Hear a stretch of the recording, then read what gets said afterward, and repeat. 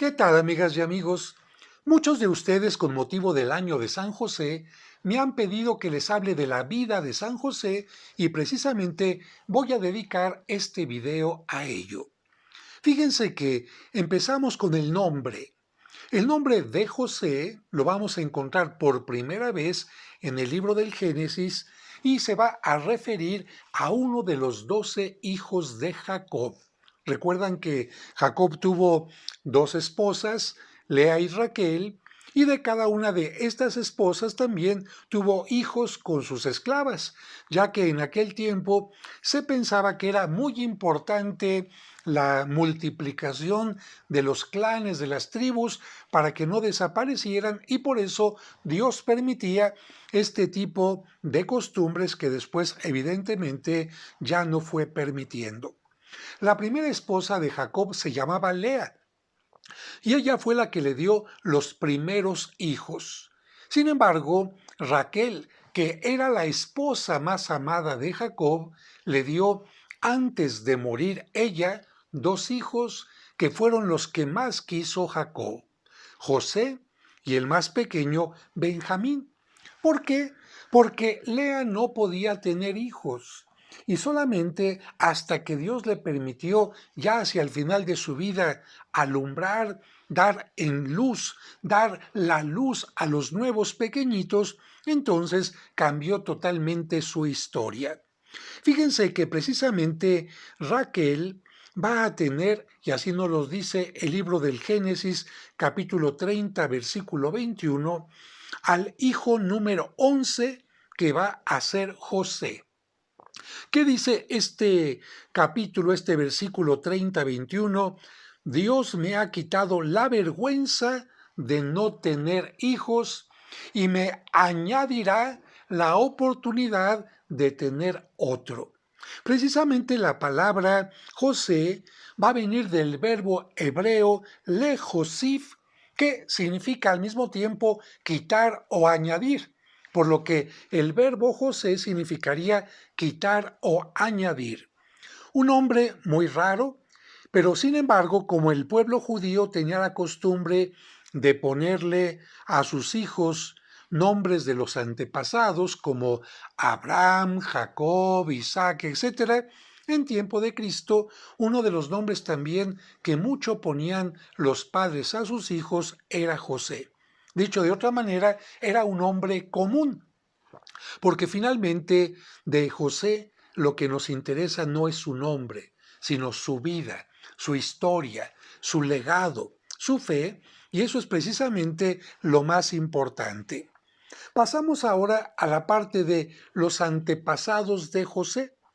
Hay una gran diferencia entre lo que nos dice el Evangelio de San Mateo y lo que nos dice el Evangelio de San Lucas.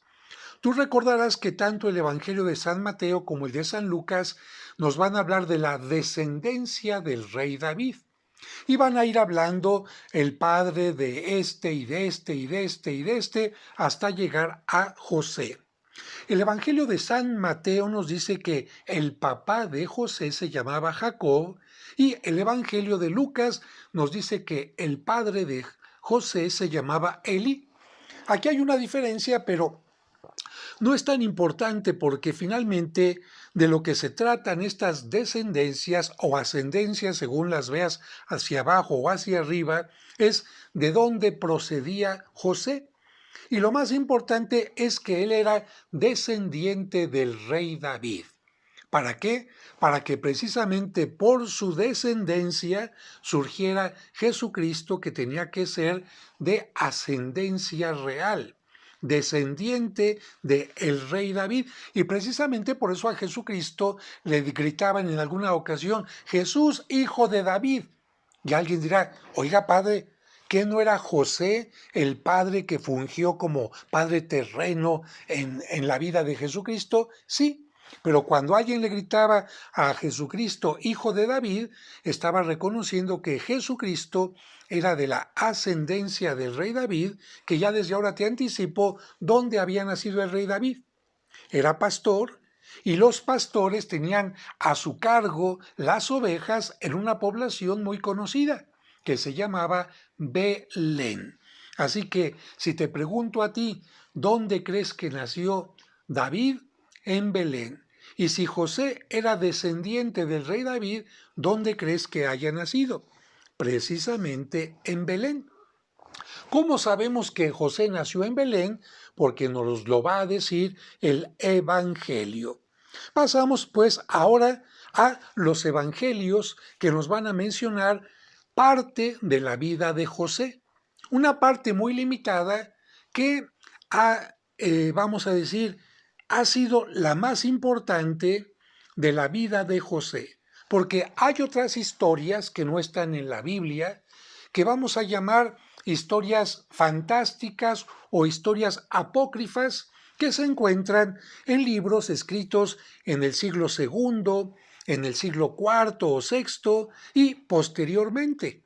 A estos libros les vamos a llamar los evangelios apócrifos, que sin embargo, fíjate bien, tuvieron mucha influencia en la gente, porque curiosamente durante un tiempo se pensaba que la Biblia no la podía leer cualquier gente. Era necesario que tuvieran alguien que les ayudara a interpretarla para que no cayeran en errores, en herejías, en problemas. Sin embargo, los libros apócrifos, por no estar dentro de la Biblia, por ser historias fantásticas y a veces como cuentos, la gente los podía leer sin ningún problema. De tal manera que estas historias de los libros apócrifos, mucha gente las conocía. No te voy a hablar de todo lo que nos dicen los evangelios apócrifos de José, sino lo más importante antes de hablar de los evangelios canónicos, que sí nos van a hablar de la verdad sobre San José. Libros apócrifos. Nos van a decir que la Virgen María, desde que tenía 3 años, fue llevada al templo y que ahí en el templo de Jerusalén va a permanecer hasta los 12 o 14 años, cuando llegue el momento en que ella tenga ya que casarse, porque va a tener su primera menstruación y ya no podía vivir en el templo porque esto mancharía el templo. A la Virgen María le van a preguntar si quiere casarse y ella va a decir: no, yo quiero dedicarme totalmente a Dios, quiero seguir virgen como hasta ahora lo he sido. El sumo sacerdote y sus acompañantes toman en cuenta esta petición y entonces dicen: vamos a buscar a 12 ancianos que no necesiten tener ya relaciones sexuales con una mujer, para que respeten a María en su virginidad, respeten su decisión. Pero estos ancianos tienen que ser totalmente probados. De tal manera que aquí Ya encontramos un punto importante en que los artistas, los pintores especialmente, se van a basar para representar a San José, ancianos, fíjate, e incluso viudos para que no tengan ningún problema de tener una tentación con María. Así que a San José en los primeros siglos del cristianismo, y vamos a decir que hasta el Renacimiento, se le va a representar viejito, con barbas, muy canoso, con un cuerpo incluso bastante débil, a diferencia de María, una mujer joven, una mujer bella. ¿Qué nos dice los evangelios apócrifos? Que José era viudo, que tenía 4 hijos y que se dedicaba al oficio de carpintería. Te repito, estas son historias apócrifas. Que cuando llega al templo juntamente con los 12 ancianos, los sacerdotes van a decir, para elegir al que va a acompañar a esta virgen, vamos a hacer oración y cada uno de ustedes, de los 12 ancianos, van a traer su vara. La vara en aquel tiempo indicaba autoridad, cierta, digamos, seriedad, y tomaron las 12 varas e hicieron oración para que la vara que ellos eligieran, ¿verdad? A suerte, después de haber hecho oración, esa vara, la del que fuera dueño de esa vara, sería el encargado de llevar a María a su casa y darle seguridad, darle nombre para que no quedara soltera y pudiera vivir su virginidad. Te explico. Porque si una mujer quedaba soltera sin casarse, podía ser abusada por los demás, se le podía faltar al respeto y entonces no podía vivir en virginidad. En cambio, si un hombre anciano tomaba a esta joven, le daba su nombre, le daba su apoyo, todo el mundo tenía que respetar aquella unión, aunque el anciano no fuera padre de más hijos de una mujer, porque esta mujer se había dedicado a ser virgen, se había querido consagrar. Muy bien, en el momento en que hacen oración, de la vara de San José surge una flor de almendro o bien surge una paloma. Esto tiene que ver como un resabio, como una remembranza de lo que pasó en el libro del Génesis con Aarón, cuando Dios eligió a Aarón para que fuera el encargado de los sacerdotes, de todo lo que tiene que ver con el culto a Dios, de la vara de Aarón surgió una flor de almendro.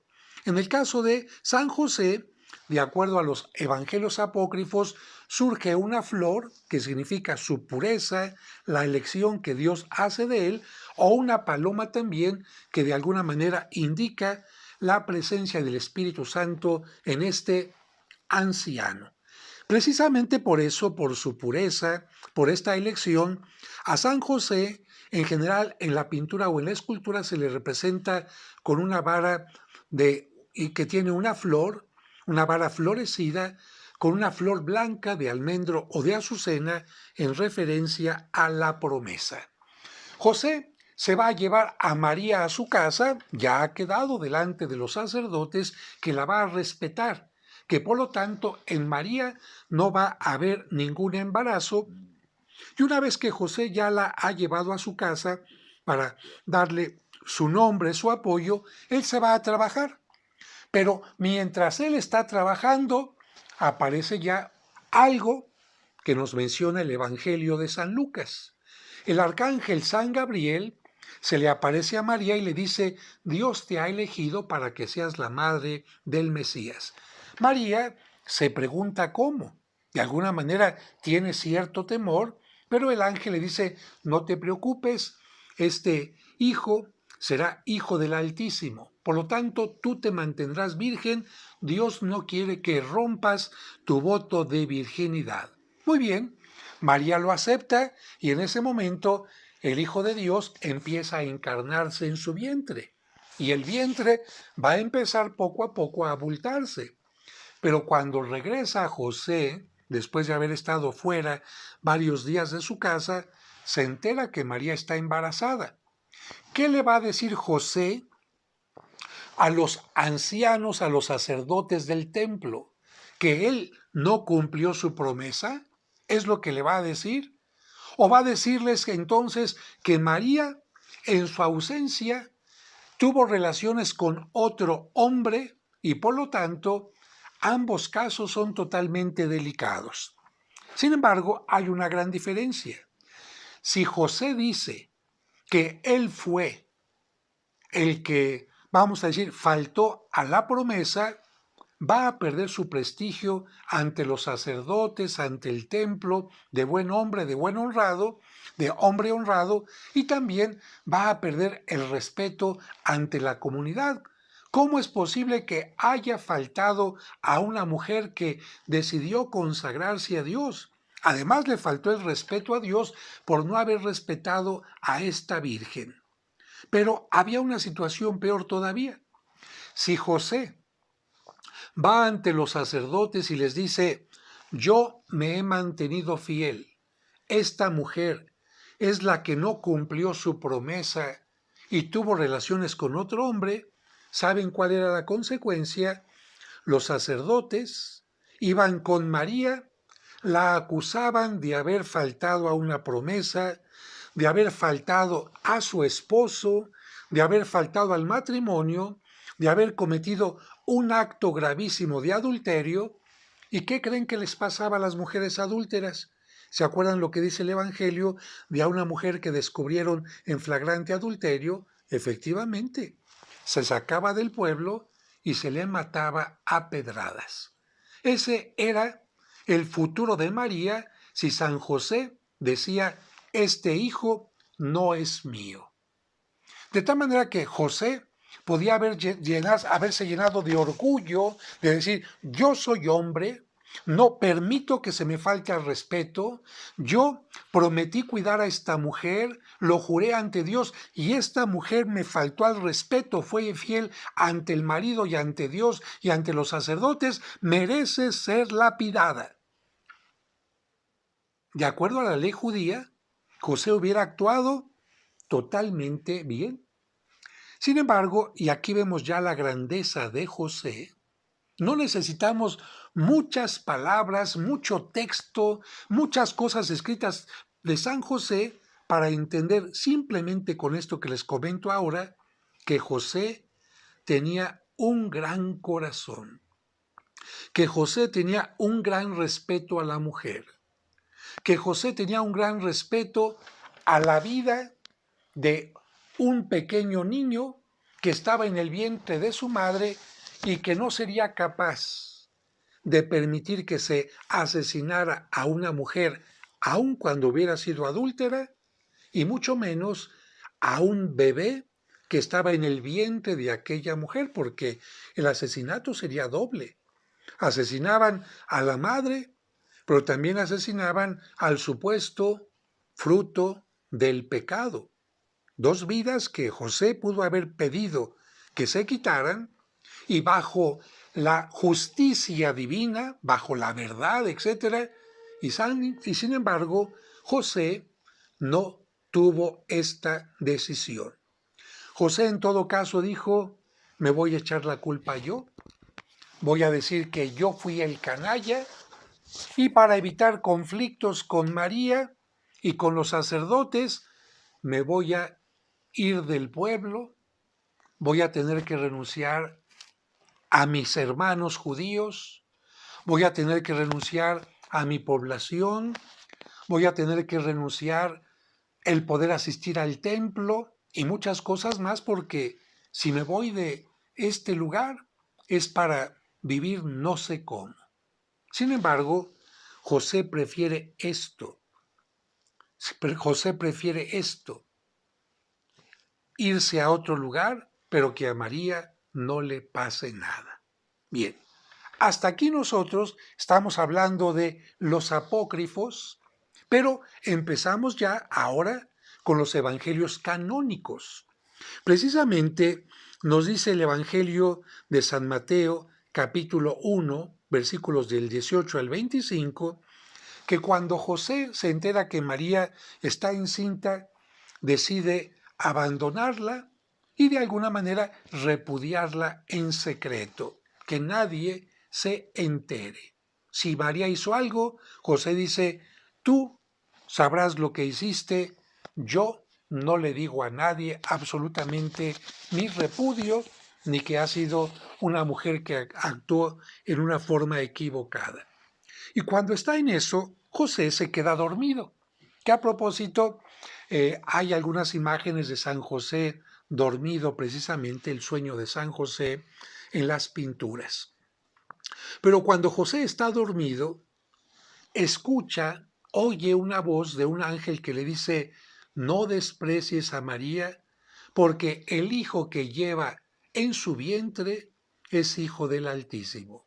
Sin embargo, quiero aclarar, no se dice, como en el caso de María, que un ángel se le aparece. No, no se dice como en el caso de los pastores que están velando en la noche de Navidad, que un ángel se les aparece.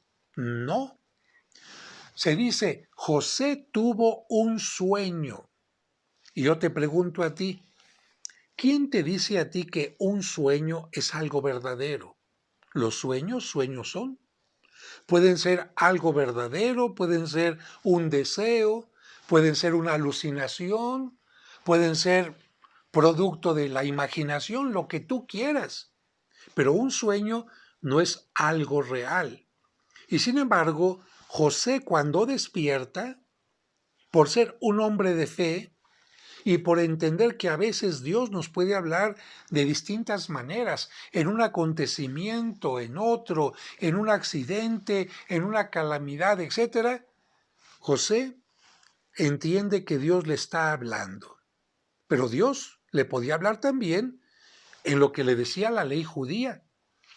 Haz que se castigue a María. Y José, entre el castigo a María y entre el salvar a María, decide decir, este sueño fue para mí un mensaje de Dios. Este sueño para mí es la certeza de que María, conociéndola, no pudo haberme hecho. Este sueño es la certeza de que María lleva realmente en su seno a alguien que no es producto de una relación humana.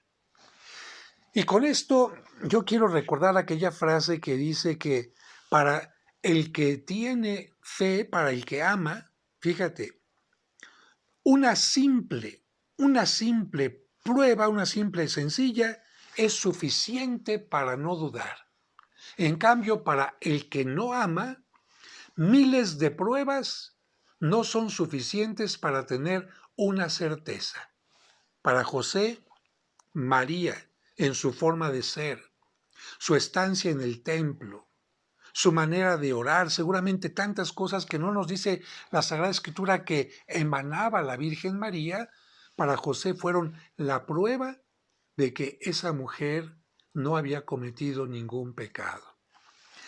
Ya desde aquí, San José tiene mucho que enseñarnos, porque nosotros generalmente buscamos pruebas para condenar, pruebas para calumniar, pruebas para desdeñar, pruebas para denigrar al otro. Y San José nos dice, no, yo miré con la misma mirada con la que Dios nos ve. Y si María hubiera sido una pecadora, seguramente José la hubiera visto con misericordia, como al principio quiso hacerlo. Pero más adelante, lleno de Dios, José vio a María como una mujer limpia y sin mancha. Y esta enseñanza sería la segunda. José nos enseña a ver a María, la limpia, sin mancha, la inmaculada, de esa manera y defender también, por supuesto, su virginidad. Después nos va a hablar el Evangelio de un pasaje, evidentemente José acepta a María, la lleva en su casa, la tiene en su casa, pero nos va a hablar el Evangelio de algo en donde no se menciona a José, pero los pintores sí lo hacen presente en ese momento. Claro, no todos, pero la mayoría. ¿A qué pasaje me refiero? Lucas capítulo 1, versículo 39.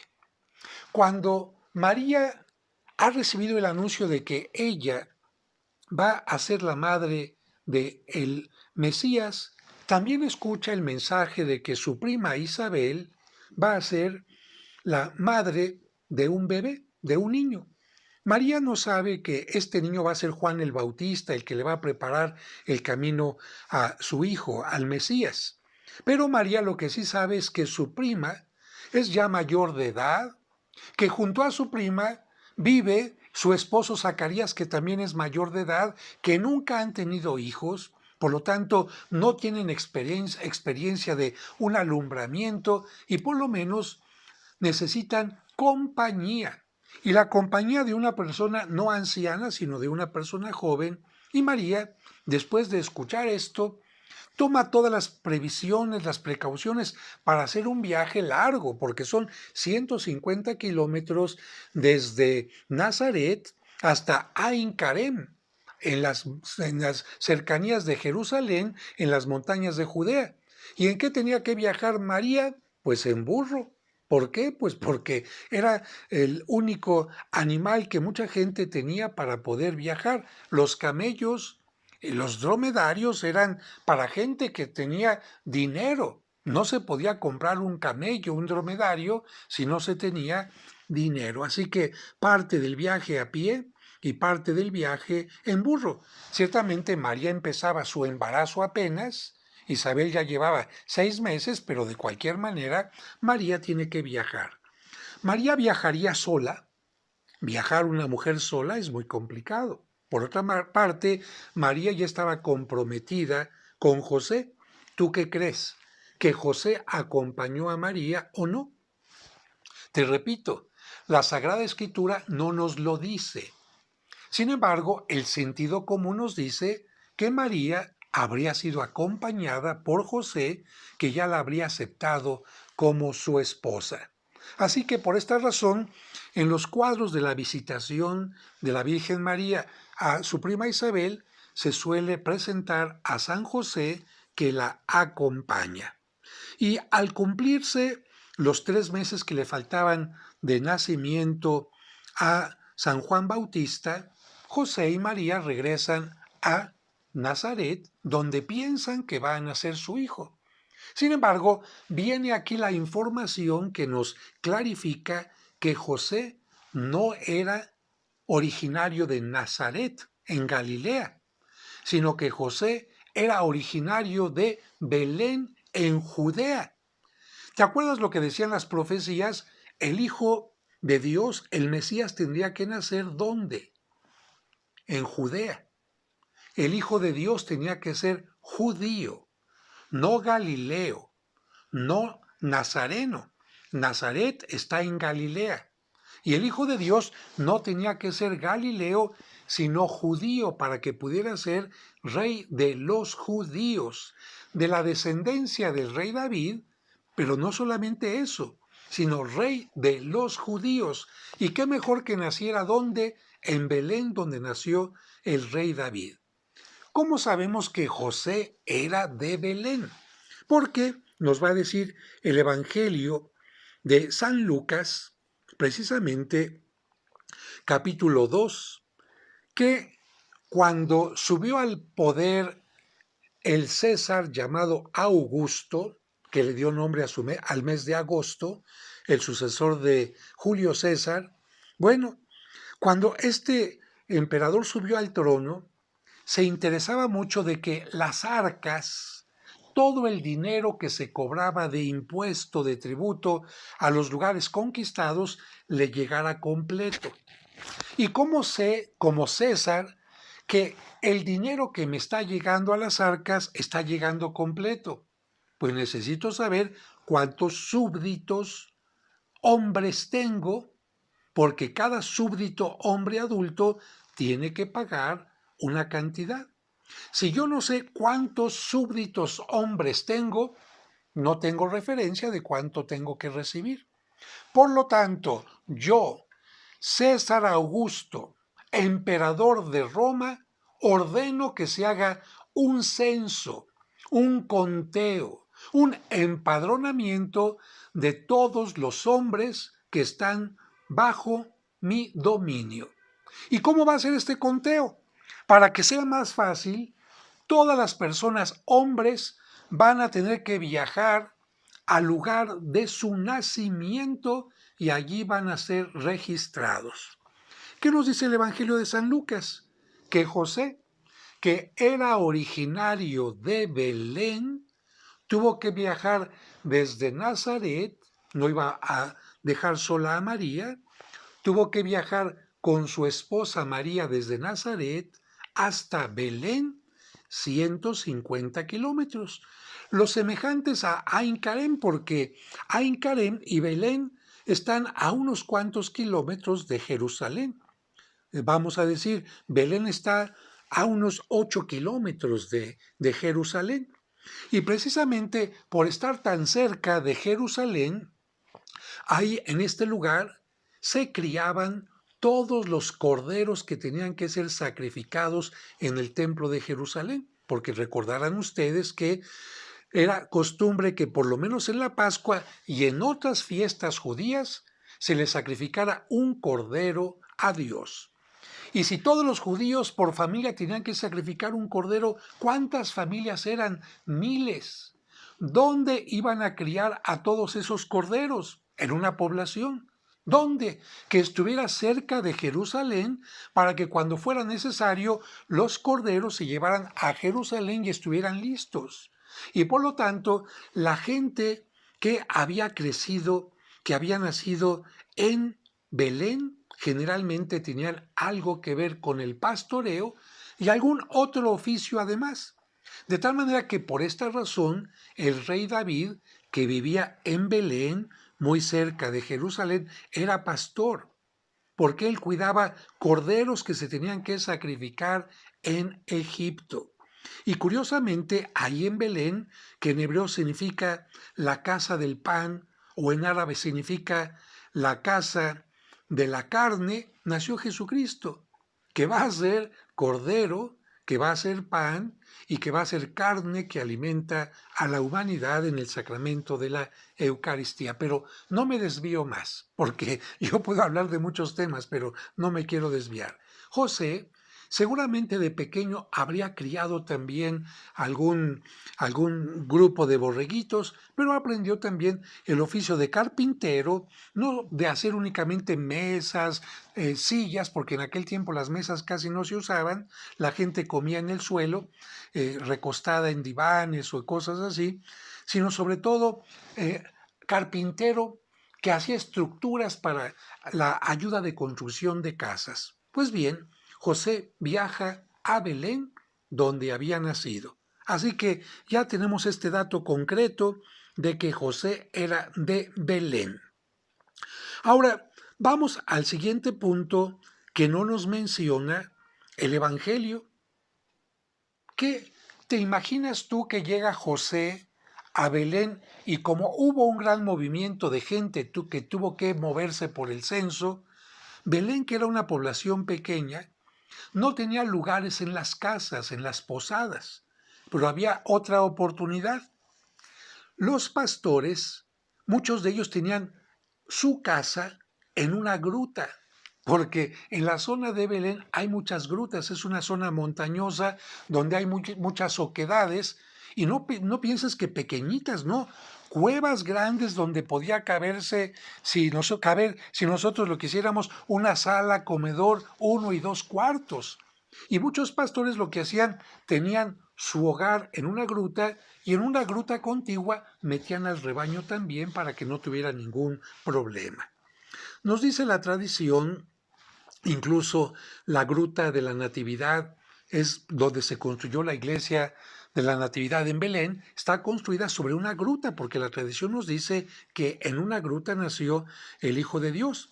José no encontró con María una casa donde pudiera nacer el Hijo de Dios y entonces se encontró una gruta sencilla donde seguramente había animales. ¿Por qué? Porque había un pesebre. ¿Qué es un pesebre? Como dicen los italianos, una mangiatoia, es un recipiente donde comen los animales. ¿Tú vas a tener un recipiente donde comen animales, donde no hay animales? Pues no. A Jesucristo lo recostaron en un pesebre, en un espacio donde se servía la comida para los animalitos y se supone que ahí había varios animales. ¿Qué habrá hecho José? No dice la Sagrada Escritura. Pero si tú fueras el esposo de una mujer que está a punto de dar a luz, María, no hay cama, pero lo mínimo que te puedo ofrecer es limpio este lugar, ¿verdad? Acomodo a los animales en algún lugar, pongo una cerca para que los animales no estén tan cerca. Y a lo mejor pongo ahí paja para que no tengas una cama, pero esta paja, este heno que te sirva como cama, que esté un poquito mullido. Y si a lo mejor hay un borreguito ahí, lo pongo encima para que te caliente un poquito el lugar donde vas a dar a luz. Eso habrá hecho José como un esposo amoroso. No podía hacer más. No tenía dinero. No tenía el poder para conseguir un lugar maravilloso, pero sí tenía el poder para convertir un lugar simple y sencillo en un lugar maravilloso y además tomar de la mano a María y decirle, María, no estás sola, aquí estoy contigo. María, vamos a rezar salmos, porque José, y esto lo vamos a ver más adelante, bien que sabía rezar salmos. ¿Y qué mejor ayuda puede tener una mujer que está dando a luz que el apoyo de su pareja, que una mano que la apoye, que la oración, que un lugar tranquilo donde poder dar a luz, discretamente, sin nadie más que invadiera su privacidad? Bueno, ¿te vas dando cuenta de la grandeza de José? No era un hombre dejado, ni modo María, pues no nos quedó de otra. La mala suerte está con nosotros, ¿qué le vamos a hacer? ¿Me pongo a llorar? No, un hombre que hizo lo necesario para el alumbramiento en una forma digna. Después nos va a decir el Evangelio, capítulo 2, versículos de 21 a 38, que José va a cumplir con un rito que es obligatorio todavía hasta el día de hoy para los judíos. Cuando Dios quiso hacer una alianza con Abraham, le dijo a Abraham, para que esta alianza no se les olvide, la van a llevar grabada en su cuerpo. Y concretamente para que sepan también que esta alianza es algo que da vida y que Dios es quien da vida y bendice a los hijos y a la prole, la van a llevar grabada en la parte íntima masculina que sirve precisamente para dar la vida. De tal manera que la circuncisión es algo que marca al recién nacido como parte del pueblo. Y San José, no asiste la madre, San José va entonces a buscar al rabino de su tiempo para que el niño Jesús tenga la circuncisión a los 8 días, como lo dice la ley judía y como lo menciona el libro de San Lucas. Así que la primera sangre que derrama Cristo va a ser en compañía de José. Fíjate qué hermoso. Cuando llora el niño por la circuncisión, porque evidentemente tiene que ser dolorosa, ¿quién estaba ahí para calmarlo? ¿Quién estaba ahí para arrullarlo? ¿Quién estaba para decirle, no estás solo, mi hijo? Y estoy seguro que así como en la circuncisión, cuando el niño fue creciendo y se caía, tenía algún momento de tristeza, tenía quizás algo que le había hecho daño al estómago, sintió quizás un poco de miedo por algo, San José, como el padre lo hace generalmente para dar seguridad, fortaleza al hijo, José estaba ahí. Jesús, aquí estoy contigo. Jesús, aquí estoy contigo como lo dice mi nombre, para añadir confianza, para añadir lo necesario en esta casa, para añadir la fe, para añadir todo lo que Dios ha puesto en mis manos, o bien para quitar el miedo, para quitar la incertidumbre, para quitar en la manera de lo posible el dolor. Qué hermoso, a mí me gusta mucho esta imagen de José, que evidentemente no era la de un ancianito como lo pintan los pintores, no, un hombre fuerte, seguro, que cargaba a Jesucristo y lo levantaba con tanto cariño.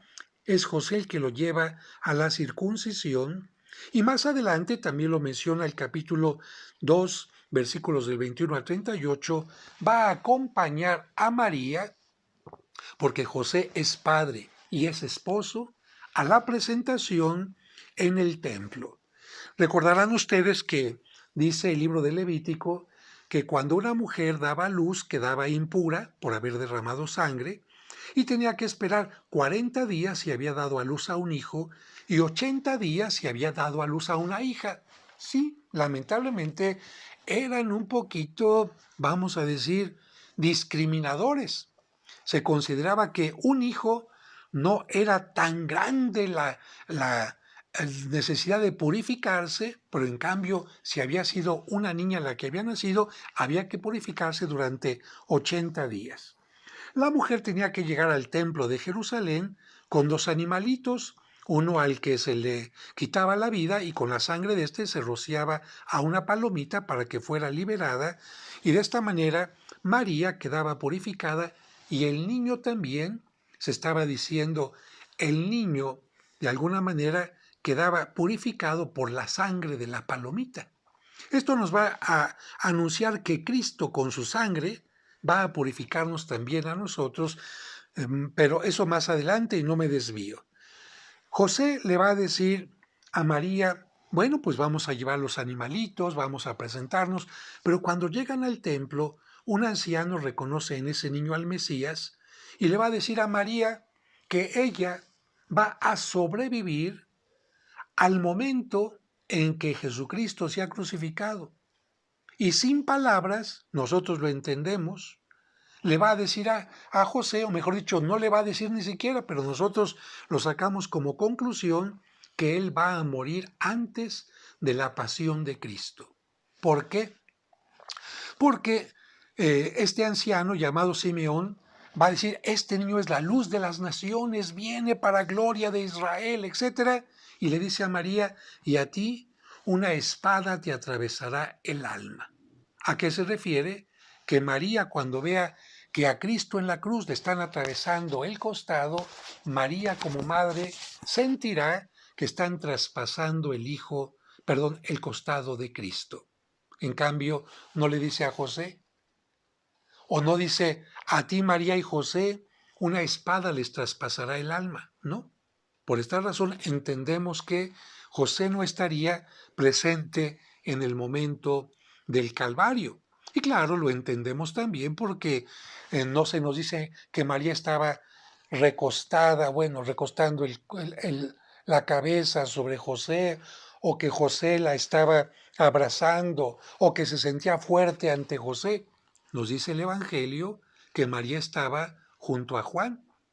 Y no le dice Cristo a José desde la cruz, Padre, te entrego a mi madre, o Padre, cuida a mi madre. No, como ya no está José, entonces Cristo tiene que entregar a su madre que se ha quedado viuda, porque no hay otros hermanos a José, digo, a Juan.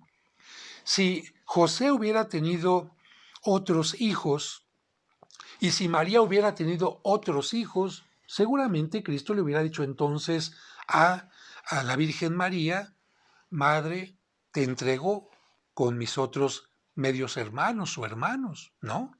O le hubiera dicho también a José, te la entrego juntamente con tus hijos, pero no, se la entrega a Juan.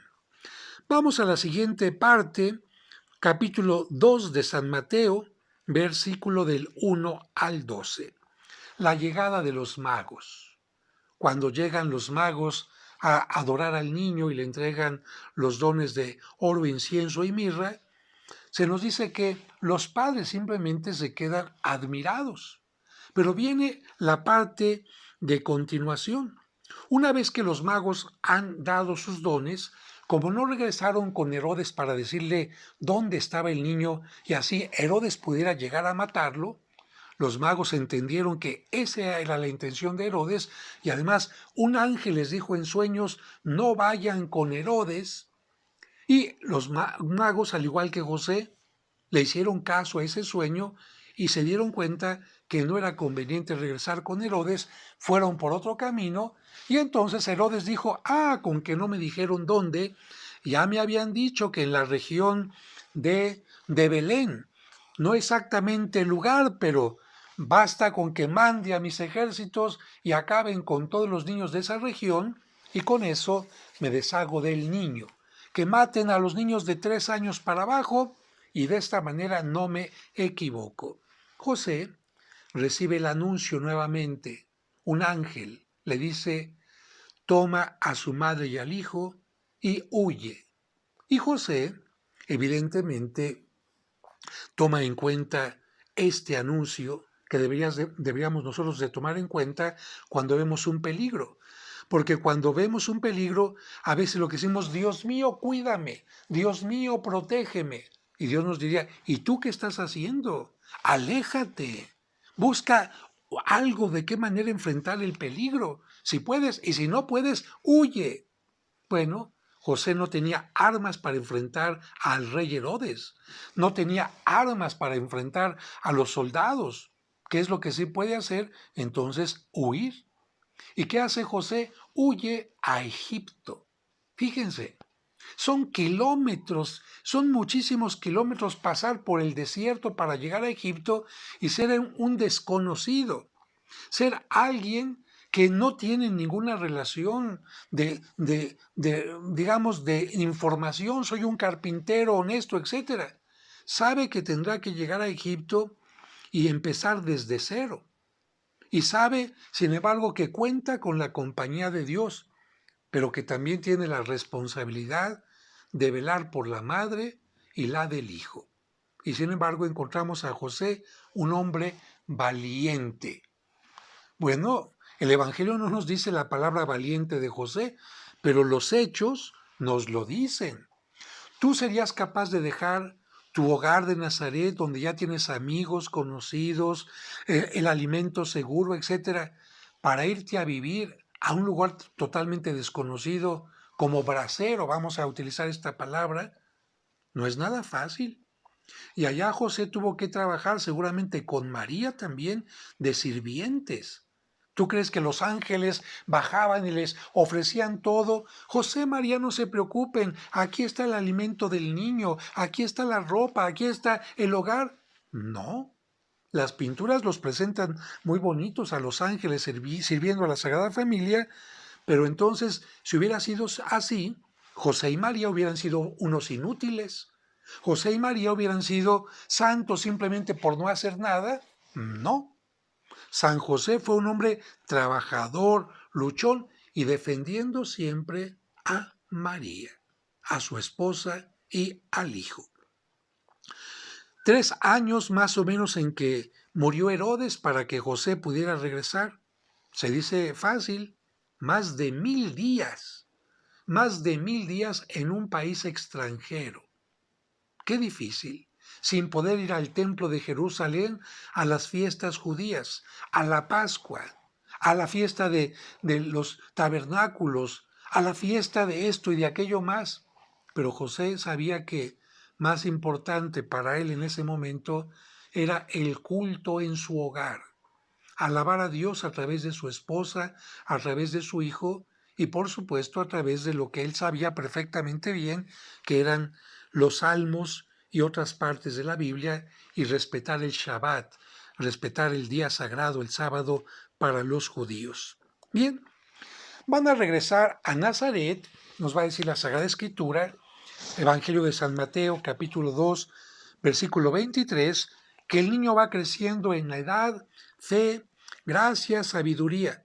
Y nada más por así, por crecer, porque pasa el tiempo, no.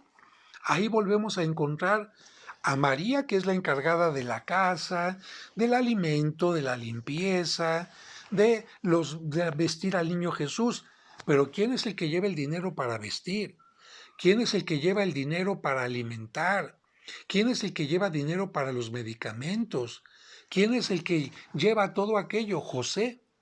Pero algo muy importante, cuando la gente viaja conmigo a Jerusalén, yo les digo: vamos al Muro de los Lamentos, vamos ahora que es sábado, a ver cómo salen los papás judíos a la oración. Vamos a ver qué es lo que sucede. Y la gente se queda admirada porque salen los hijos acompañados de su padre. Es el padre el que lleva a los hijos a la sinagoga. Es el padre el que lleva a los hijos al muro de los lamentos. Es el padre que les ha enseñado desde su más tierna edad a abrir la Torá, ¿verdad? A decir los salmos, a cantar los salmos, a mover el cuerpo mientras está alabando a Dios, a bendecir el Shabbat, a bendecir a la madre, a bendecir la familia. No es la madre, como en nuestro caso en México y en algunos lugares de América Latina, la que da la fe. Es el padre el que transmite la fe, el que transmite la teología que todo niño judío debe de tener. Así que si Jesús empezó a alabar a Dios desde pequeño, fue por José. Si Jesús aprendió a rezar desde pequeño, fue por José. Si Jesús aprendió desde pequeño a ir a la sinagoga y a darle el valor del respeto a la Torá, fue José. Bueno, esto no nos lo dice la Sagrada Escritura, pero nos lo dice la tradición judía. El papel de un padre hacia los hijos, pero además el padre es el que hace que la familia tenga honor y respeto. Por eso en aquellos lugares donde ha muerto el padre y la mujer ha quedado viuda, uy, a la viuda y a los huérfanos se les podía tratar de lo peor, porque faltaba el hombre, la cabeza, la guía, la fortaleza de la familia. Y todo eso, por supuesto, todo eso era nuestro querido José, que a veces lo ninguneamos. El Padre de Jesucristo, el que le enseñó toda la vida y la parte religiosa durante su infancia. Nos habla, y será el último momento en que nos hable la Sagrada Escritura de José, capítulo 2, versículo de 41 al 51. Como todos los judíos, José, la Virgen María y el niño tenían que viajar a Jerusalén para las fiestas más importantes, especialmente la fiesta de la Pascua y la fiesta de los 50 días y otras fiestas más. Bueno, en esta ocasión se nos dice que el niño Jesús ya cumplió 12 años. Y te explico esto. Para un niño judío que cumple 12, en algunos lugares 13 años, es el tiempo en que ese niño ya ha sido educado por su padre para poder leer la Sagrada Escritura. Fíjate, para leer la Sagrada Escritura con respeto e interpretarla, por lo menos algún pequeño fragmento. Todavía hasta nuestros días, en la comunidad judía, cuando un niño cumple 12 años, o 13 en algunos lugares, y lo llevan a la sinagoga o al muro de los lamentos a celebrar esta fiesta, va acompañado de tambores, de familiares que echan dulces durante la celebración, y el niño toma la Sagrada Escritura, la lee, y es una fiesta increíble.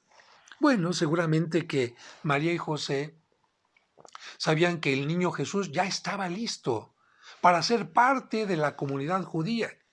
Dicho de otra manera, a esta edad el niño ya se considera no niño, sino adulto, parte de la comunidad judía.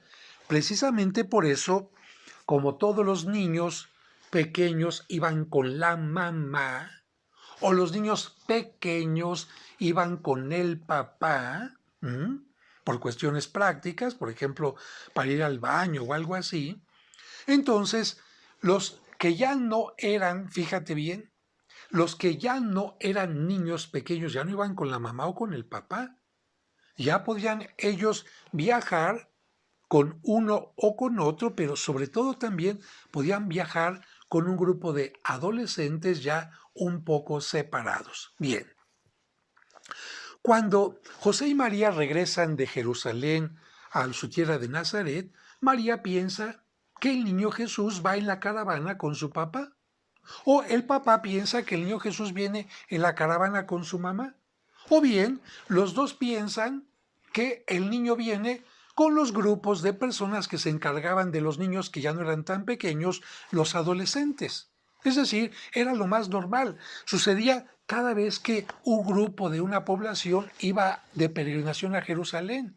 Era la organización. Así como cuando hay peregrinaciones a la Basílica de Guadalupe y tienen sus propias estrategias. Bueno, por eso es que hasta después de varios días de caminar, se encuentran María y José, que vienen uno con los hombres, otra con las mujeres, se encuentran en un momento, dicen, ah, caray, ¿cómo te ha ido? Pues muy bien. ¿Y el niño? Ah, ¿que no viene contigo? No. ¿No viene contigo? No. Vamos a ver con el grupo de niños. No. Y es cuando regresan a Jerusalén y lo buscan por todas partes. El Evangelio dice, algunos, Jesús extraviado. No, Jesús nunca se perdió. Jesús sabía perfectamente bien dónde estaba. María y José no pensaban que estaba ahí. María y José pensaron, ¿dónde va un niño normalmente? ¿Dónde se pudo haber quedado? Bueno, evidentemente que piensan, ah, en un lugar donde venden cosas, porque los niños son muy curiosos. ¿Dónde? En un lugar donde había agua, porque a los niños les gusta mucho el agua. ¿Dónde? Pues en algún lugar donde estaban tocando música, algo. Lo van buscando por todas partes hasta que seguramente dicen, encomendamos a Dios nuestra búsqueda, van al templo y ahí lo encuentran. ¿Y cómo lo encuentran? Precisamente haciendo lo que un niño de su edad tenía que estar haciendo, leyendo e interpretando la Sagrada Escritura, o bien escuchando a los doctores, es decir, los maestros de la ley, los maestros de la Sagrada Escritura, escuchándolos y haciendo sus comentarios, lo que indica que Jesús a los 12 años empieza a tener conciencia poco a poco de que Él es el Hijo de Dios. Antes no tenía esa conciencia. Como era Dios, pero también era hombre, la conciencia de Cristo se va desarrollando poco a poco como nosotros. ¿O tú sabías realmente cuando eras niño quién eras? ¿Qué es lo que ibas a hacer? ¿Cuáles eran tus inquietudes, tus valores, tu meta en la vida? No. Si hay algunos que han llegado a los 30 y todavía no saben ni siquiera quiénes son y qué quieren, imagínate, Jesucristo a esta edad simbólicamente tan importante es cuando empieza a decir mi Padre. Y cuando este niño empieza a decir, sí, tengo una autoridad a quien tengo que obedecer, que es José, a quien he estado sujeto durante todo este tiempo, pero voy entendiendo que no por faltar el respeto a José, no por hacerlo a un lado, no porque no sea importante, sino porque hay una prioridad mucho mayor que se llama Dios, amar a Dios por encima de todas las cosas, entonces ¿no sabían que debo de estar en las cosas de mi Padre? Ahí Jesucristo va a ir poco a poquito teniendo más claridad. José y María se quedan admirados de lo que Jesucristo empieza a decir, porque José sabe que aunque ha recibido educación, él, Jesucristo, ya está en un nivel totalmente distinto. Regresan a Nazaret, nos termina diciendo el Evangelio, ahí crecía bajo la autoridad de sus padres. Qué importante, Jesús respetando a sus padres, Jesús respetando a María y a José. ¿Y por qué permitimos que gente no creyente o creyente a medias no respete a María? O bien no respete a José. Si Jesucristo los respetó, ¿por qué nosotros no vamos a respetar a quienes fueron sus padres en esta tierra? María, su madre es real, y José, su padre, como se dice en una forma teológica o en una forma de vocabulario particular, el que no fue su padre terreno, pero sí hizo de padre en la tierra, el padre que lo alimentó, etcétera, su padre putativo. ¿Por qué vamos a permitir que la gente no los respete si Jesucristo los respetó? Con esto terminaría la parte del Evangelio y estamos llegando al final. Nos dice la tradición que José muere antes de que Cristo cumpla eh, la mayoría de edad, pero para entonces Dios ha previsto que Jesucristo ya conoce lo necesario de la fe, además de lo que Él, por ser Hijo de Dios, irá sacando de su propia divinidad, pero Jesús también ya aprendió un oficio. Muere el Padre, el que da el alimento, pero ya ha dejado la forma en que el Hijo no solamente se alimente, sino que alimente también a su madre. Otro ejemplo importante para aquellos papás que piensan que hay que darles todo y siempre a los hijos, lo que quiera el hijo, lo que quiera, lo que quiera. No, José le enseñó a Cristo que el trabajo es algo que santifica y que el trabajo es un servicio y que el trabajo es algo que honra a la familia. Y entonces ya nos imaginamos a José así como lo enseñaba. A ver, vamos a repetir el salmo. Esto, el Señor es mi pastor, nada me falta. A ver, Jesús, toma esta herramienta, tómala, siéntela, golpea esta pieza, haz esto, aquello más. Y el niño, aprendiendo a manejar las piezas, convirtiéndose también en un diestro como su padre.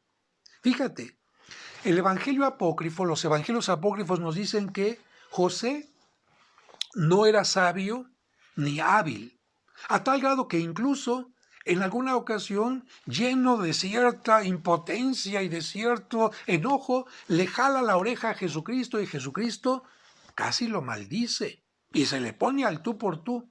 No, el Evangelio real nunca nos dice eso. El Evangelio apócrifo nos dice que José era mal hecho, no hacía bien su trabajo y que en una ocasión que le pidieron un trabajo muy importante, como lo dice el Evangelio árabe de la infancia de Jesucristo o de José el carpintero, que Jesucristo tiene que llegar y tocar las tablas para que todas aquellas tablas mal hechas se pongan bien. Qué falta de respeto a José de este Evangelio apócrifo. ¿Tú crees que que Dios iba a elegir a un hombre mal hecho, a un hombre que hacía mal su oficio de carpintero como padre de su hijo? No, por supuesto. Aquí lo primero que todo mundo diría, a ver, ¿cómo es esta persona en su oficio? Y sabré si es bueno en su casa. Si esta persona es responsable, cumplida, puntual en su oficio, lo más seguro es que sea una persona decente, honrada, en la cual pueda yo creer. Así que tuvo Jesucristo al mejor maestro para el oficio, pero cuando llegó ya el momento en que Jesús podía hacer todo, muere José. ¿Cómo murió? No sabemos. ¿De qué murió? No sabemos. ¿Qué edad tenía? No nos interesa, no nos importa. Como pueden ver, estamos viendo lo más importante de la vida de José. No detallitos de cuánto medía, de qué color eran sus ojos, cuánto pesaba, qué comían. No, eso no es importante para admirar a una persona. Yo no admiro a una persona por su peso, por sus ojos, por lo que come, por cómo se viste, sino por su obra, por su obra. Y si Dios lo eligió, bueno, yo no sé por qué no se le ha dicho, pero si el arcángel Gabriel le dijo a María, Dios te eligió porque eres la bendita entre las mujeres, y Isabel le dijo, eres llena de gracia, yo no sé por qué a José no se le ha dicho, si Dios te eligió, eres bendito entre los hombres y eres lleno de gracia también. Creo que estas palabras tendrían que equipararse porque tanto un padre como una madre son importantes. La madre es maravillosa, pero no es la única en la educación de un hijo. El padre es sumamente importante, especialmente en la educación de un hijo varón. Si José simplemente hubiera sido un adorno, Dios podía haber dicho que María sea una madre soltera. De cualquier manera, no necesitamos de José para que María quede embarazada. Entonces, la voluntad de Dios es que María sea una mujer soltera, una madre soltera, y tiene tantos talentos, tantas virtudes, que puede educar ella al hijo sola. Fíjate, yo no hago a un lado la fuerza, la valentía, eh, todo esto que hacen las mujeres solteras, las madres solteras, para educar a un hijo. No lo desprecio. Sin embargo, si Dios quiso que en la familia hubiera un hombre y una mujer, es porque el niño necesita también una parte paterna para quedar integrado de la mejor manera. Y no estoy diciendo que los niños que fueron educados únicamente por su mamá estén mal. Lo que yo digo es, si están bien, imagínense cómo estarían si hubieran tenido también una parte paterna ejemplar. Creo que queda claro esto, ¿no? Así que, bendito entre los hombres, lleno de gracia, San José. Y concluyo diciendo, ahora sí, ¿la Biblia habla poco de San José? Yo digo, a ver, acepta a María bajo esas circunstancias. Es el encargado de la educación religiosa. Es el proveedor de la casa, el que enseña un oficio, el que protege a María y al niño, especialmente en las adversidades, el que le da la imagen paterna a Cristo, de tal manera que Cristo, cuando le preguntan, queremos saber cómo es Dios, porque algunos le dicen Yahvé, Elohim, Adonai, y Cristo dice, qué importante es la figura de un papá. ¿Saben lo que hace un papá? No solamente da la vida, no solamente guía, acompaña, protege, sana, enseña un oficio, etcétera, etcétera. Bueno, si pudiéramos comparar a Dios con algo, con alguien, Dios es un Padre.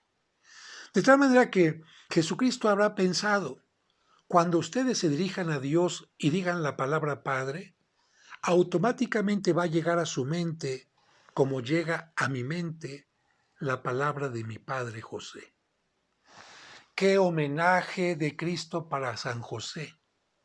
Qué homenaje de Cristo para todos los papás cuando les dijo, si piensan en Dios, piensen en un Padre. ¡Qué maravilla! ¡Qué maravilla! Con eso Jesucristo está alabando a Dios y a su Padre de una manera increíble. ¿Por qué a San José se le considera patrono de la buena muerte? Porque cuando murió José, ¿quién creen que estaba a su lado? Su esposa, María. ¿Y quién más? Jesús, su hijo. ¿Se imaginan que cuando yo tuviera mi muerte contara con la presencia de María y de Jesús? Yo diría, bendito sea Dios, qué consuelo, qué alegría, qué providencia, qué intercesores tengo. Por esta razón a San José se le dice, José, intercede para que en el momento de mi muerte esté María y también esté Jesús.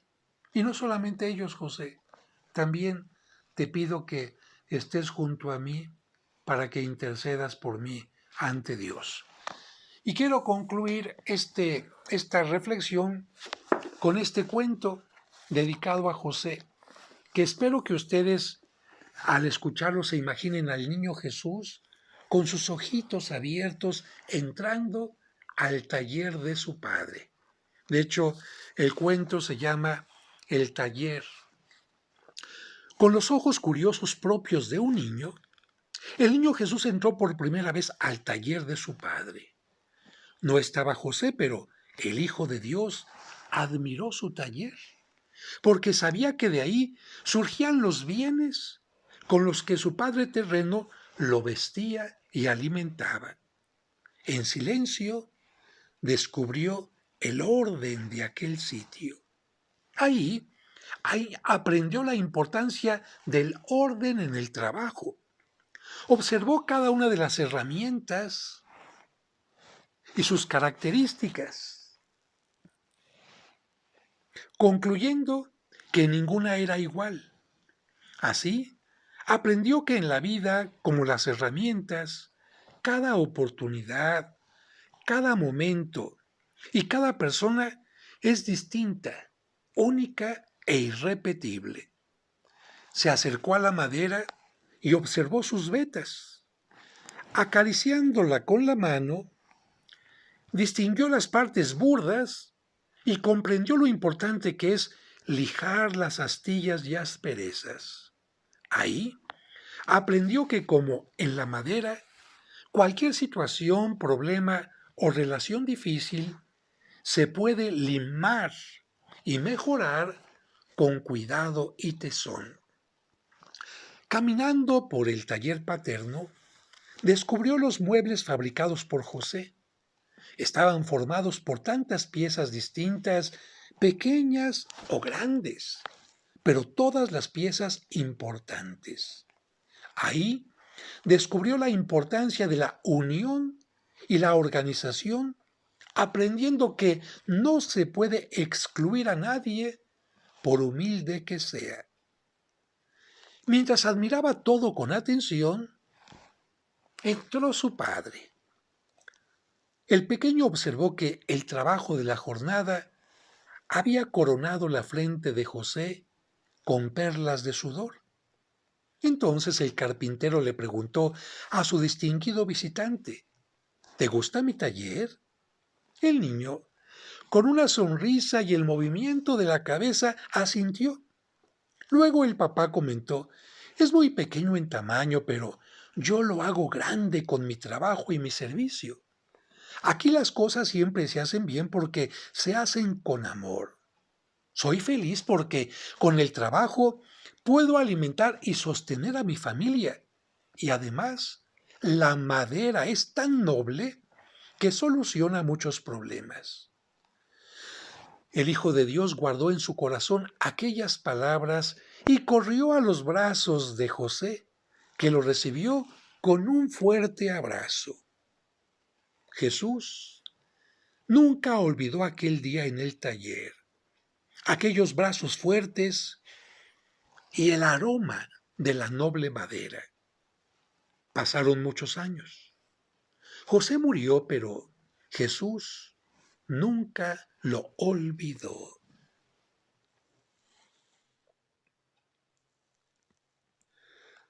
En el momento en que fue condenado a muerte y recibió la pesada cruz que llevaría al Calvario, Jesús recordó el taller de Nazaret y las palabras de su padre terreno. La madera es tan noble que soluciona muchos problemas. Así cargó la cruz de madera con entusiasmo, pensando en que su pasión y aquella pesada madera traerían el perdón al mundo y solucionarían muchos problemas. Mientras lo crucificaban, observó las herramientas que utilizaba su padre para ensamblar las piezas. Entonces agradeció al humilde martillo y a los clavos que lo unieran a la cruz, porque así él también sería un instrumento que uniría el cielo con la tierra. Poco antes de morir, el aroma a madera de la cruz lo hizo sentirse en el taller paterno, de tal forma que, cuando sus fuerzas desfallecían, sintió que José lo sostenía con sus fuertes brazos. Jesús comprendió que con su trabajo por la salvación había convertido el mundo en un taller con el que alimentaba y sostenía a la humanidad, y por el esfuerzo en realizarlo llevaba en su frente las perlas de sudor que había visto una vez en su Padre. En sus últimos momentos, Jesús recordó al Padre terreno, amoroso, y con ese recuerdo entregó su espíritu al Padre eterno. Yo creo que todos nosotros, cuando llegue el momento final de nuestra vida, tendremos que pensar en nuestro Padre y nuestra Madre, de quien recibimos la vida y que nos acompañaron, y pensando que nos vamos a unir con ellos. Por eso este cuento lo hice con mucho cariño de verdad, en honor a los padres, pero especialmente a San José. De tal manera que es uno de los cuentos favoritos de mi libro Cuentos para entender el Evangelio. Y quiero concluir diciendo que si alguno de ustedes piensa todavía que el Evangelio habla poco de José, entonces no ha entendido nada. Porque si yo lo que les dije es mucho, todavía hay mucho, muchísimo más que decir que nos falta de verdad sabiduría, corazón, elocuencia, agradecimiento. Una imagen de San José a la que yo quiero tanto, aunque sea pequeñita, indica lo grande que es José y que tiene que ser grande también en tu corazón. Lamentablemente durante mucho tiempo ni siquiera en la misa se mencionaba su nombre. Apenas recientemente, antes solamente a la Virgen María. ¿Y José dónde está? Y por eso los más recientes papas han dicho, devolvamos a José y al padre de familia la importancia que tiene. Yo espero que este año San José recupere la imagen que ha perdido, el cariño que ha perdido de tanta gente y que tú también le digas, San José, ruega por mí. Si les gustó este video, pónganle me gustó, compártanlo con sus seres queridos para que haya más gente que ame a San José. Y bueno, si quieren suscribirse a mi canal, bienvenidos para seguir hablando de otros temas. Que Dios les bendiga.